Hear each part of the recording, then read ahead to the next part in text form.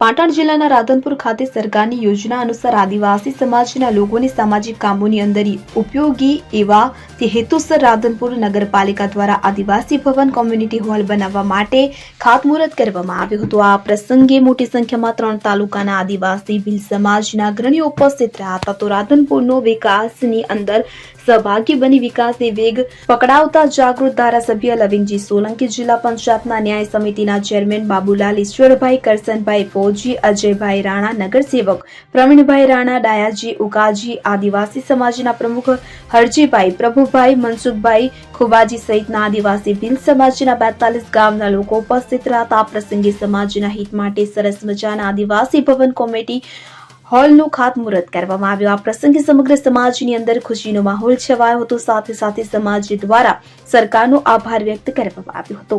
ખૂબ આજે આનંદની વાત છે। આદિવાસી ભીલ સમાજ દ્વારા જે આજે અહીંયા કોમ્યુનિટી હોલ એટલે આદિવાસી ભવનનો નગરપાલિકા દ્વારા એક ખૂબ જ સુંદર એ ભવન અહીંયા બનવાનું છે, એનું આજે ખાતમુહૂર્ત થયું છે। ખાતમુહૂર્તમાં 3-4 આ તાલુકાના ભીલ સમાજના આગેવાનો મળીને સાથે મળીને આજે ખાતમુહૂર્ત કર્યું છે। હું આશા રાખું કે એક જરૂરિયાત જેને હતી એ જરૂરિયાતમંદોને નગરપાલિકા દ્વારા એ ખૂબ જ અહીંયા ભવન એ સુંદર બનવાનું છે, એને હું ખૂબ ખૂબ શુભકામના આપું છું અને જલ્દીમાં જલ્દી વહેલી તકે આ ભવન પૂરું થાય।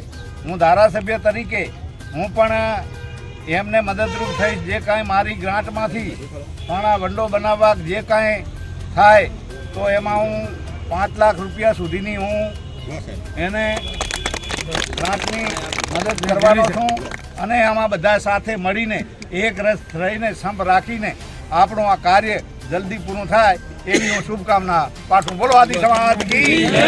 વસંત કડિયા સાથે સીન 24 ન્યૂઝ પાટણ। હવે જુઓ દેશ દુનિયાની તમામ ખબરો તમારી આંગળીના ટેરવે। ઉઠાવો મોબાઈલ અને ગૂગલ પ્લે સ્ટોર પરથી ડાઉનલોડ કરો અમારી CN24 ન્યૂઝ મોબાઈલ એપ।